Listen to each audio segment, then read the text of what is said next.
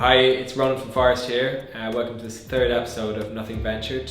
Last week we were really lucky to have Pat Garvey in for an interview, and Pat, for many of you who won't know, is actually one of Ireland's most successful tech entrepreneurs in the last 20 years. The company founded in the 80s, SharpText, is now worth over 2 billion and has a couple of thousand employees. He's also made a number of successful investments since then, so he knows his stuff, and we started by asking him what the most important thing he thought was in running and succeeding in business. Hope you enjoyed the episode. The thing that probably distinguished them from other businesses was their salesmanship. Yeah. They were really good at selling, and they put a big effort into sales training, and they understood it very well. Yeah. And did you do, even though you were marketing, did you do the sales training, or did you? I did the sales training. Oh, really? Yeah. And did you use that later on then? I think that was really fundamental to my business learning. Was the whole kind of I think more than the sales training was that I really appreciated salesmanship.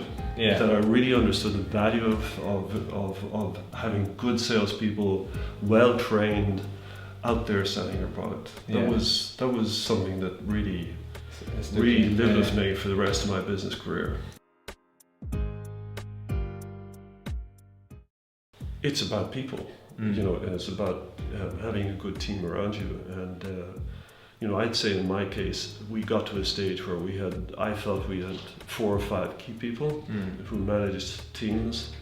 And those people I felt were coming into the business every day, almost like founders, owners, with an attitude of saying, how can I improve things? How can I leave today or next week or next month or next quarter, knowing that the business or my division is in a better place than it was last month, or a better place than it was yesterday. So people that I would describe, people who were driving the business forward, who had that kind of founder mentality, and who wanted to do that. And so it was a lot of it was down to team, Ronan. And do you think, and is that something that you were working to make that happen by, finding people? Do you spend a lot of time finding those people, as the business got more successful?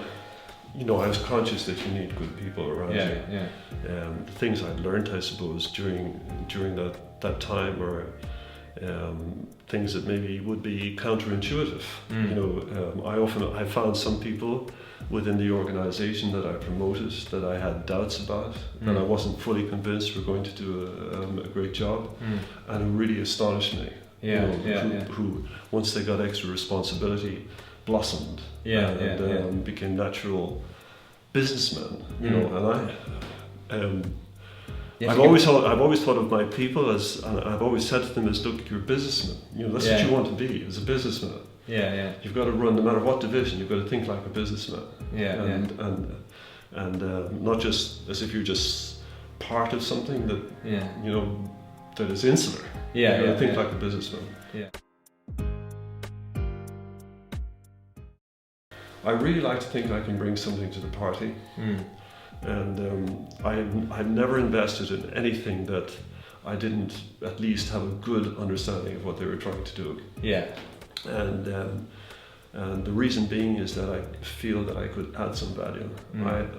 And the main value that I think I can add is about business development. I know how to develop a business. I've done it, and obviously we I've seen the value of that.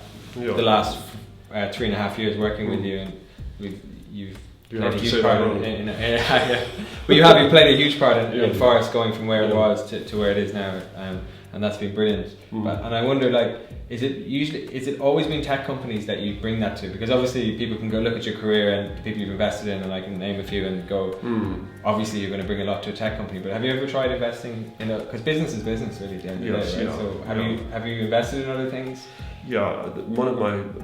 Two of my worst investments were away from the technology business. People would think the technology business is risky, but my 2 worst ones, one of which was managed to cremate my money in a period of about 18 months. Was a big chunk of money was in a traditional industry. And what is that, because you didn't understand it as well, because you happened to be in that industry, or? Or do you think it's just you got unlucky? You know. No, I think you're very fortunate if you're in the technology business because the possibilities are fantastic. The possibilities for changing direction. You can be much more fleet of foot. You can pivot. You can turn the company towards the opportunity much more easily than you can in a traditional business. Traditional businesses are harder to change. Yeah, and you found that? Did you? I found that. Yeah, really. Yeah, very hard to change.